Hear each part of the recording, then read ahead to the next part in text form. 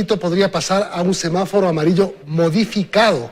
Esa posibilidad abrió el alcalde Jorge Yunda, quien mañana en el Consejo Metropolitano analizará la situación de la ciudad antes de tomar una decisión. Esto ocurre mientras en la calle cada vez hay más aglomeración, tránsito de personas y tráfico vehicular. Muchos empujados por la necesidad de abastecerse o trabajar luego de más de 2 meses de confinamiento. 38 cantones del país iniciaron la semana con semáforo amarillo, con solo 4 casos de COVID. San Miguel de los Bancos es el primer cantón de Pichincha en pasar a esta fase. Continuar con medidas menos restrictivas dependerá de la conciencia que tengan los habitantes. Se reactivó el comercio en Cuenca, ya con semáforo amarillo. Los ciudadanos salieron masivamente a las calles a realizar sus actividades cotidianas.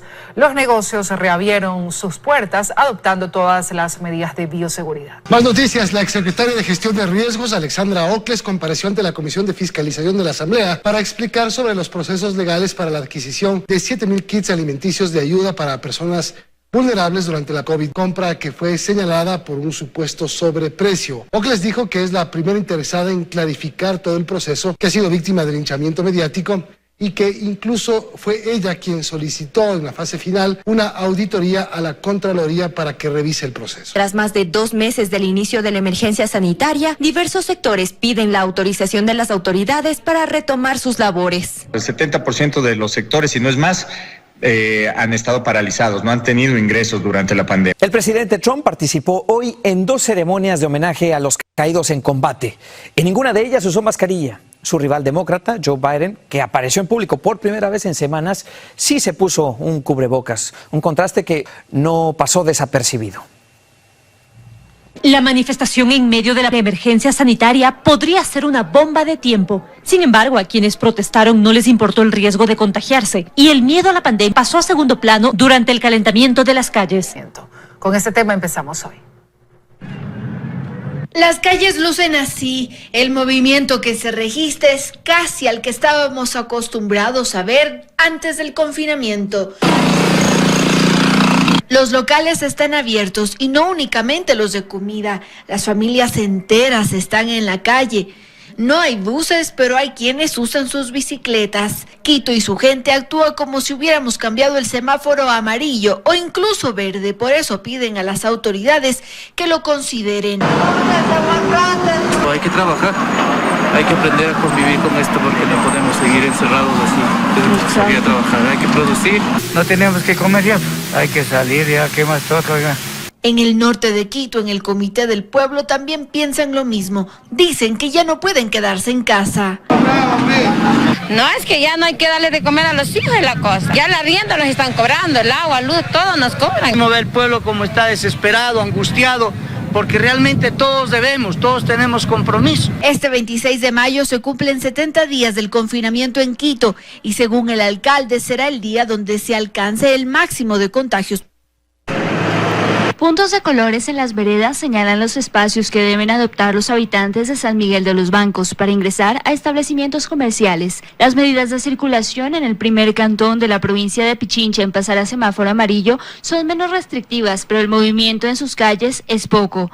La ciudadanía ha acatado las medidas de seguridad y al momento solo se han presentado 4 casos confirmados. La disciplina social que tiene San Miguel de los Bancos es muy buena y esperamos pues de que estar en semáforo amarillo pues nos permita la reactivación económica que necesita nuestro cantón y el país entero. Desde este lunes, los establecimientos pueden permitir que ingrese su clientela manteniendo un 30% de su aforo.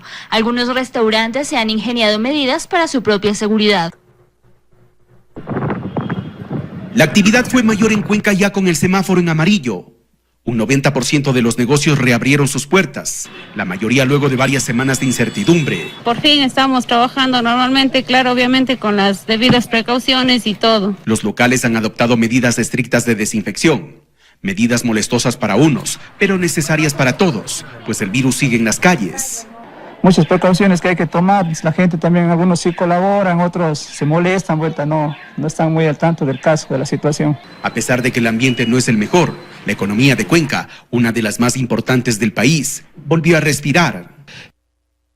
En términos generales, cuando uno hace contratación en emergencia, puede hacer una contratación directa. Nosotros, sin embargo, tuvimos la precaución de convocar a 2 oferentes. En ese momento se pudo conseguir estas ofertas, lo hizo el equipo técnico. Yo no tuve ninguna participación directa en este proceso. La oferta cumplía con las condiciones para poder avanzar hacia el proceso de validación y luego posteriormente de contratación de los 7,000 kits.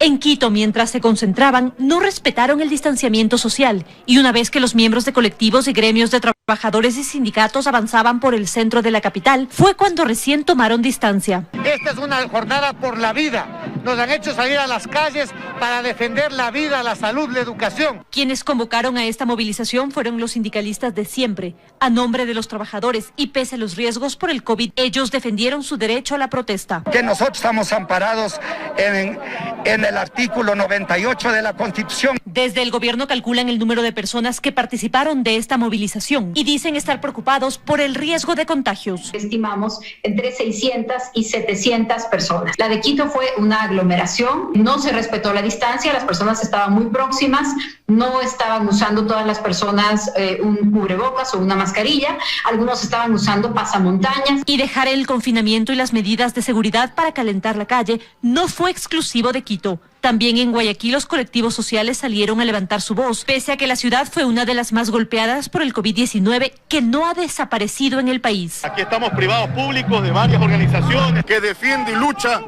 y combate por la vida. También en otras provincias hubo plantones y marchas en contra de las medidas económicas. El sistema ECU 911 verificó la situación en cantones como Portoviejo, Ibarra, Tulcán, Cuenca y otros. La ministra Romo también anunció que ha hablado con alcaldes y les preocupa el retroceso en los esfuerzos. Y es lamentable que ese esfuerzo se vaya a diluir si es que quienes salen a la calle a propósito de una expresión política, si quienes salen a la calle ponen en riesgo la salud de toda la ciudad. En esta jornada no participó el movimiento indígena, que aseguró prepararse para otra fecha, porque ahora su prioridad, dijeron, es salvar vidas. Según el presidente de la Cámara de Comercio de Quito, Patricio Alarcón, en la capital se pierden alrededor de 1.500 fuentes de trabajo al día, debido a las restricciones de movilidad y de comercio. Si es que no se reactivan las actividades, lamentablemente los negocios siguen perdiendo, la gente sigue quedando en el desempleo, entonces tenemos que buscar un equilibrio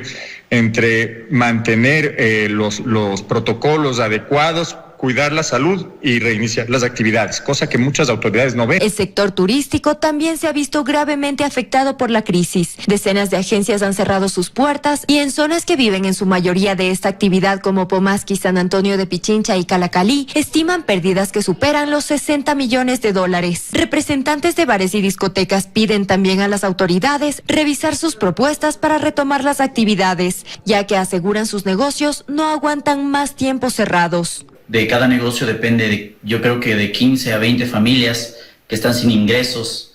Nosotros como dueños de discotecas no hemos podido cumplir con proveedores, empleados, arriendos. Restaurantes, ópticas, gimnasios y diversos gremios de la capital se adhieren al pedido a las autoridades de flexibilizar las restricciones para retomar las labores bajo estrictas medidas de seguridad, pero en búsqueda de reactivar la economía, que hasta el momento suma más de $5.000 millones en pérdidas. El día y los honores le corresponden al 1.000.000 de uniformados que han entregado sus vidas peleando por Estados Unidos. Pero el presidente Trump y la máscara que no se puso nuevamente en los titulares. El contraste lo dice todo. Aquí tienen al ex vicepresidente Joe Biden en su primera salida desde mediados de marzo.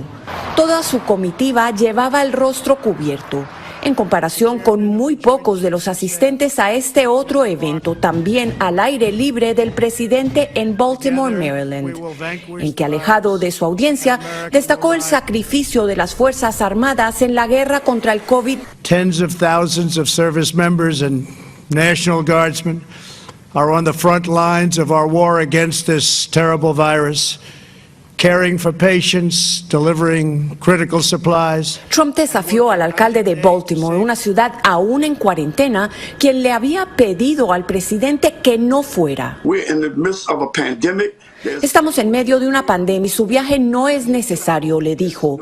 Pero la Casa Blanca respondió que los caídos a los que recordamos hoy no se quedaron en casa y Trump tampoco lo haría. Estamos recordando también a todos nuestros hermanos y hermanas que estaban en su vida sirviendo a su país. Hoy su heroísmo fue destacado en iglesias y cementerios solitarios, con ceremonias virtuales, en un país que llora a casi 100,000 ciudadanos perdidos en 3 meses, en la batalla contra el peor enemigo que ha conocido esta generación.